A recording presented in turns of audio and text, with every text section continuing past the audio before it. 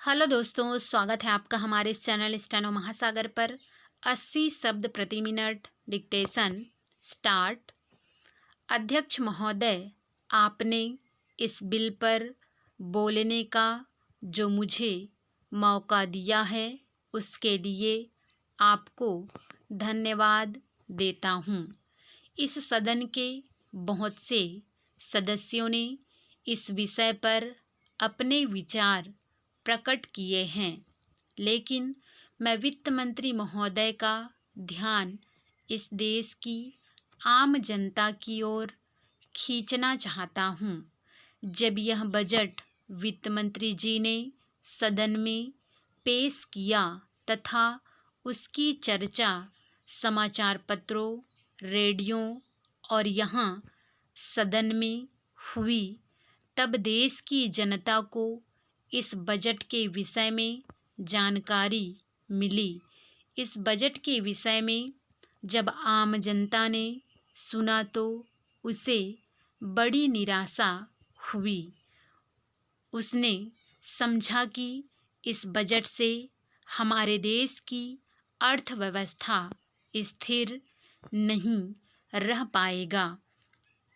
इस बजट को देखकर देश के सारे किसान और मजदूर दुखी हैं। किसानों के लिए बहुत सी बातें कही गई हैं।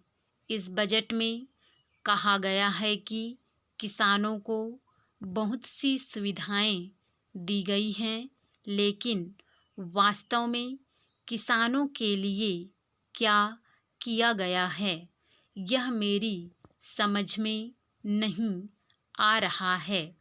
किसानों को खाद पर बहुत ही कम राहत दी गई है। इस राहत को हम बहुत बड़ी सुविधा नहीं कह सकते हैं। खाद की थोड़ी सी कीमत कम कर देने से किसानों का कुछ भी लाभ होने वाला नहीं है।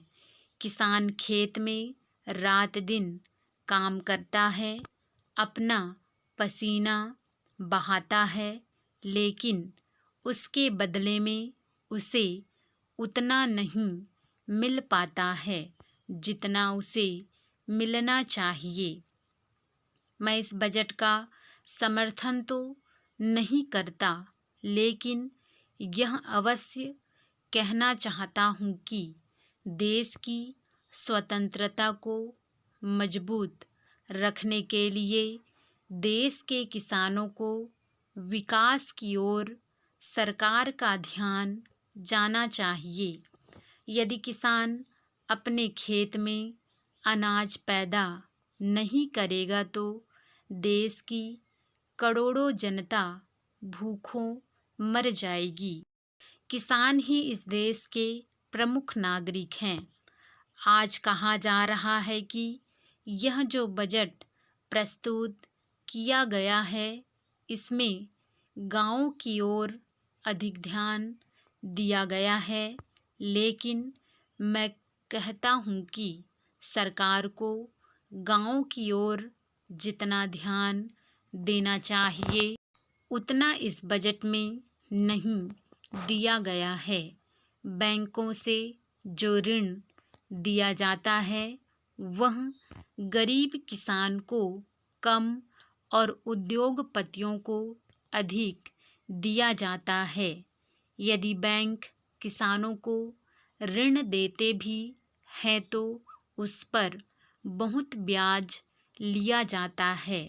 मेरा सदन से निवेदन है कि इस विषय पर विस्तार पूर्वक चर्चा की जाए। स्टॉप।